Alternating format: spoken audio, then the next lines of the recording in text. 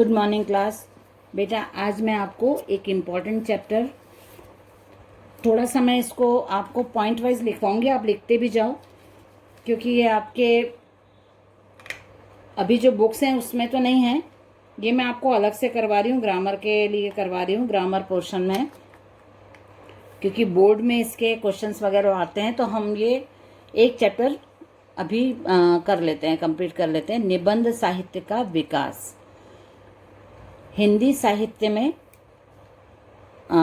दो प्रकार के हिंदी साहित्य को दो खंड में विभाजित किया है, मतलब एक गद्य साहित्य और एक पद्य साहित्य। गद्य साहित्य में मैंने आपको पहले भी बताया कि गद्य मतलब जिसको हम पढ़ सकते हैं, लिख सकते हैं, मतलब लिख के, पढ़ के और समझ के, जो काव्य रूप में नहीं रहता उसको गद्य बोलते हैं। जैसे निबंध, गद्य में क्या क्या आता है? निबंध, नाटक, एकांकी, उपन्यास, कहानी, यात्रा वर्णन, जीवनी, ऑटोबायोग्राफी रहती ना, वो सब गद्य खंड में आता है।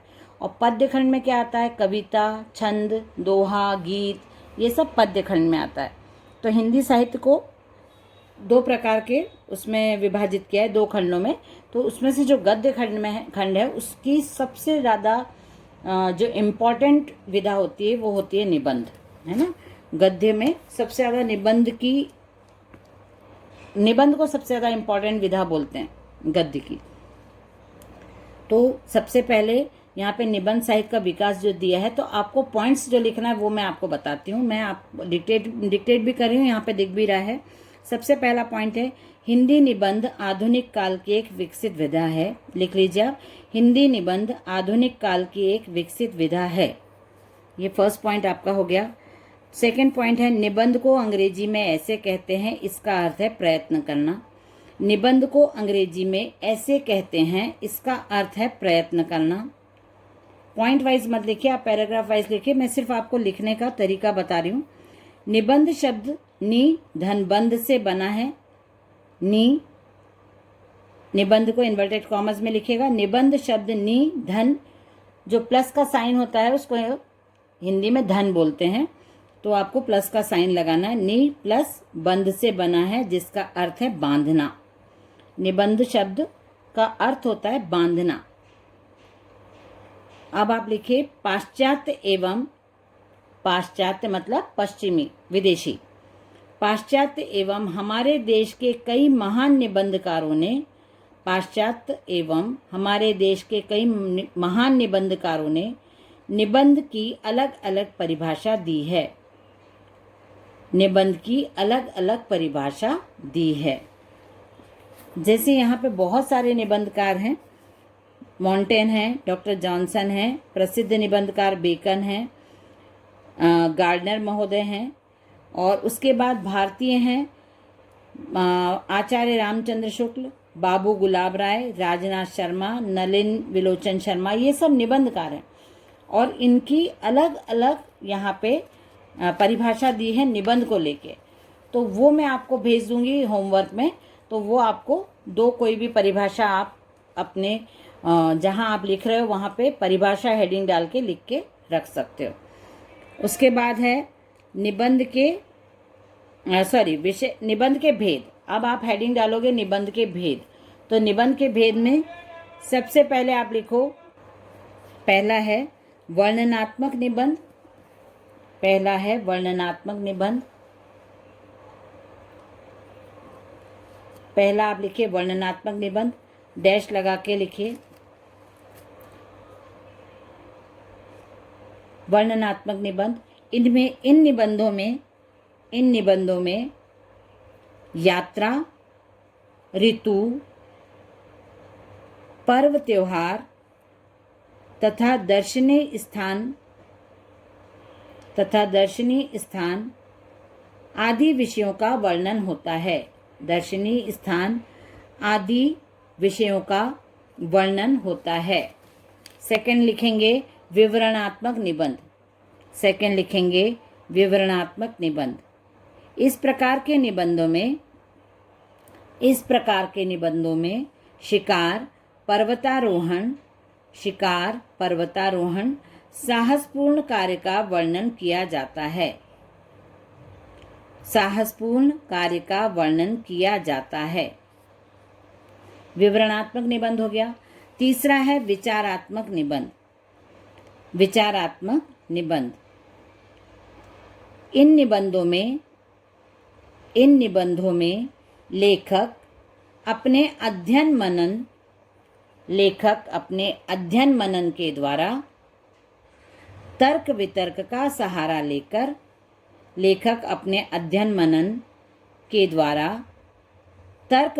का सहारा लेकर विषय को प्रस्तुत करता है। उसके बाद फोर्थ है भावात्मक निबंध। भावात्मक निबंध, इन निबंधों में भावना की प्रधानता होती है। लेखक निबंध में भावों को प्रस्तुत करता है। उसके बाद आता है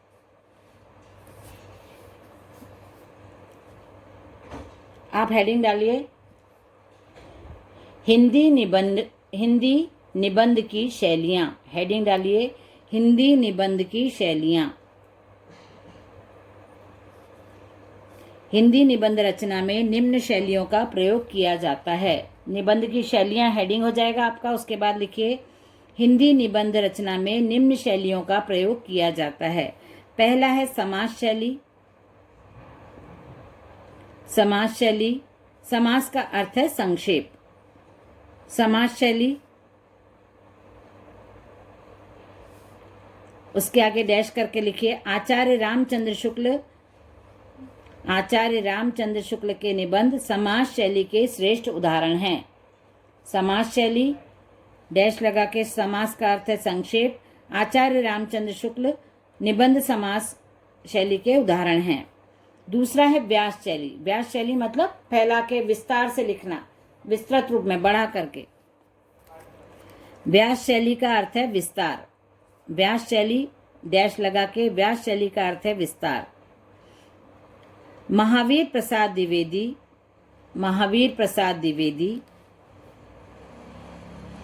के निबंधों में व्यास शैली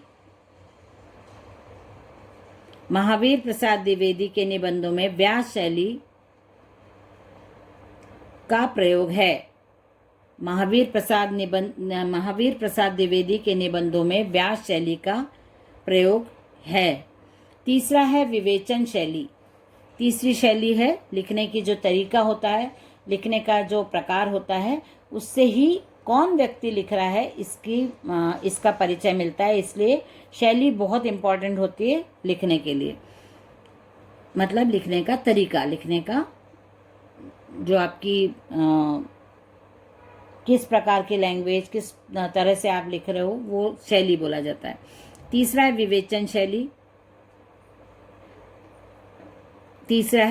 शैली। उसके बाद है फोर्थ है व्यंग्य शैली। व्यंग्य शैली में हंसी मजाक या फिर समाज की कोई बुराई के ऊपर टॉन्ट मारना, ताने मारना, जिससे हंसी मजाक भी हो और गलत भी ना लगे, और जो गलत है उसके ऊपर प्रहार भी हो जाए, चोट भी हो जाए। व्यंग्य शैली। उसके बाद नेक्स्ट है धारा और तरंग शैली। फिफ्थ है तरंग शैली। सिक्स है निगमन और आगमन शैली। ये शैलियाँ हो गई आपके निबंध लिखने की शैलियाँ। उसके बाद लिखो हिंदी निबंध विकास का समय। दिशाएं नहीं लिखना, हमको लिखना है। हिंदी निबंध का आविर्भाव आधुनिक युग में हुआ। आविर्भाव, प्रादुर्भाव या जन्म, तीनों एक ही शब्द हैं। आप चाहें तो आविर्भाव प्रादुर्भाव की जगह जन्म भी लिख सकते हैं। हिंदी निबंध का आविर्भाव आधुनिक युग में हुआ। विद्वानों ने, पूर्ण विराम लगा के लिखिए, विद्वानों ने हिंदी निबंध साहित्य को 4 चरणों में विभाजित किया है। विद्वानों ने हिंदी निबंध साहित्य को 4 चरणों में विभाजित किया है। पहला है भारतेंदु युग। सन 1850 से 1900 ईस्वी तक। सन 1850 से 1852 1900 तक है, तो आप इसको पहला युग भारतेंदु युग के आप लेखक भी जो निबंधकार हैं उनके भी नाम लिख लो। आचार्य रामचंद्र शुक्ल, आपने सन लिख लिया, उसी के आगे आप लिख लो आचार्य रामचंद्र शुक्ल। और हैं प्रताप नारायण मिश्र, बालकृष्ण भट्ट। प्रताप नारायण मिश्र, बालकृष्ण भट्ट, ऐसे हम 2-2, 3-3 निबंधकारों के नाम लिख लेंगे हर युग के। दूसरा युग है द्विवेदी युग। द्विवेदी युग महावीर प्रसाद द्विवेदी के नाम से शुरू हुआ था। द्विवेदी युग सन 1900 से 1920 ईस्वी। सन 1900 से 1920 ईस्वी। अब इस युग के आप लेखक लिख लो। महावीर प्रसाद द्विवेदी, लेखक मतलब जो निबंधकार रहे हैं सरदार पूरण सिंह, गोपाल राम गहबरी, या फिर आप लिख लो श्याम सुंदर दास। सरदार पूरण सिंह, महावीर प्रसाद द्विवेदी और श्याम सुंदर दास, ये 3 नाम आप लिख लो यहाँ पे। उसके बाद है तीसरा है शुक्ल युग, सन 1920 ईस्वी से 1940 ईस्वी तक। सन 1920 से 1940 ईस्वी तक शुक्ल युग था। शुक्ल युग के निबंधकार आप लिख लो। शुक्ल युग के निबंधकार, शुक्ल युग आचार्य रामचंद्र शुक्ल जो हैं उनके समय से, मतलब वही निबंधकार थे इस युग के, उनके नाम से ही ये शुक्ल युग चलता है और उनको ही बहुत ज़्यादा इम्पोर्टेंस दी गई है इस युग में, उनके नाम से शुक्ल युग। तो सबसे पहले उनका नाम आप लिख लो आचार्य रामचंद्र शुक्ल। उसके बाद है रघुवीर सिंह, माखनलाल चतुर्वेदी। उसके बाद आता है आपका शुक्लोत्तर युग। आप लिखोगे शुक्लोत्तर युग या अद्यतन युग, आधुनिक युग जिसको बोला जाता है। आधुनिक, जैसे हमने पहले पढ़ा था हिंदी निबंध का आविर्भाव आधुनिक युग में हुआ, तो यही वो युग है शुक्लोत्तर। शुक्ल युग के बाद हुआ है इसलिए उसका नाम शुक्लोत्तर, कि शुक्ल युग के बाद जो युग चला उसको अद्यतन, आधुनिक या शुक्लोत्तर युग कहा जाता है। सन 1940 ईस्वी से आज तक, उसका समय बताया है 1940 ईस्वी से आज तक। और इसके लेखक, इसके जो निबंधकार हैं वो आप लिख लो आचार्य रामचंद्र शुक्ल। बहुत सारे इसमें बताए हैं लेखक और निबंधकार, क्योंकि इस युग में व्यंग के और जैसे प्रकृति के बारे में, ललित निबंध जैसे जो किसी पर्टिकुलर प्लेस के बारे में लिखा जाना, उसकी भाषा वहाँ की यूज़ करना, तो ऐसे बहुत सारे निबंधकार इस युग में हुए हैं, इसलिए बहुत सारे नाम हैं यहाँ पे। जैसे शरद जोशी, श्रीलाल शुक्ल, हरिशंकर परसाई, ये व्यंग के निबंध लिखते थे। आचार्य नंदुलारे वाजपेयी प्रख्यात विद्वान एवं आलोचक थे, ये आलोचनात्मक निबंध लिखते थे। डॉक्टर नागेंद्र समीक्षात्मक निबंधकार थे, किसी विषय की समीक्षा करते हुए निबंध लिखना। और वासुदेव शरण अग्रवाल, देवेंद्र सत्यार्थी, शिवदान सिंह चौहान, धर्मवीर भारती, कन्हैयालाल मिश्र प्रभाकर, ये सब बहुत सारे नाम ऐसे हैं जो शुक्लोत्तर युग में निबंध लिखने का जिन्होंने काम किया था। ऐसे बहुत सारे निबंधकार रहे हैं। तो ये अब यहाँ पे जो दूसरी भाषा में लिखने वाले लोग हैं, जो दूसरी भाषा में निबंध लेखन करते हैं, उनके बारे में, दूसरी मतलब जो हमारे भारतीय हैं, जो विदेशी हैं, उन विदेश में रह के जो भारतीय लोग लिखते हैं निबंधकार, वहाँ के भी अप्रवासी भारतीय, उनको भी यहाँ पे उनका भी उल्लेख है। ये निबंधकार हैं अमेरिका से अरविंद कुमार पारिक, गुलाब